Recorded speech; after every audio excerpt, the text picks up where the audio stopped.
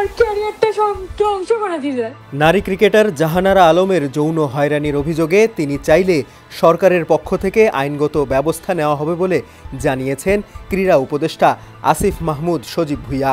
Channel 24কে দেওয়া এক সাক্ষাৎকারে তিনি বলেন, ক্রীড়া অঙ্গনে নারীদের নিরাপদ পরিবেশ নিশ্চিত করতে জিরো টলারেন্স নীতিতে এগোতে চায় সরকার। সম্প্রতি এক ক্রীড়া সাংবাদিককে দেওয়া সাক্ষাৎকারে গুরুতর অভিযোগ তোলেন বাংলাদেশ নারী দলের সাবেক অধিনায়ক জাহানারা আলম। বান্ডেল থাকলে প্রতি সেনমানিতে টাকা বাঁচবে। বিকাশ সেনমানি বান্ডেল কিনে জিতুন প্রতি লেনদেনে। তিনি বিসিবির সাবেক নির্বাচক ও টিম ম্যানেজার মঞ্জুরুল ইসলাম সহ আরও কয়েকজনের বিরুদ্ধে যৌন হয়রানির অভিযোগ আনেন। সবাইকে ধরে ধরে ওনার বুকের মধ্যে নিয়ে নিত। অভিযোগের পর নড়েচড়ে বসেছে বিসিবি। ইতোমধ্যে একটি তদন্ত কমিটি গঠন করা হয়েছে, যা 15 দিনের মধ্যে প্রতিবেদন জমা দিবে। বিষয়টি ক্রীড়া মন্ত্রণালয়ের নজরেও এসেছে।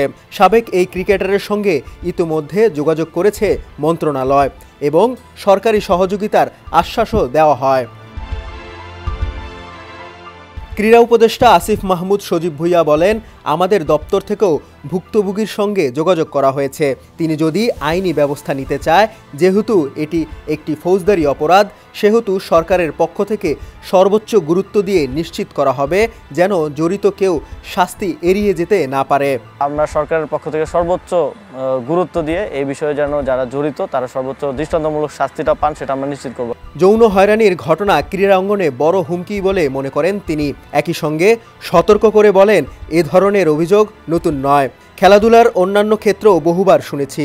দায়িত্বশীল জায়গা থেকে আমাদের নিশ্চিত করতে হবে যাতে কেউ এ ধরনের কাজ করে পার না পেয়ে যায়। আমাদেরকে নিশ্চিত করতে হবে দায়িত্বশীল জায়গা থেকে।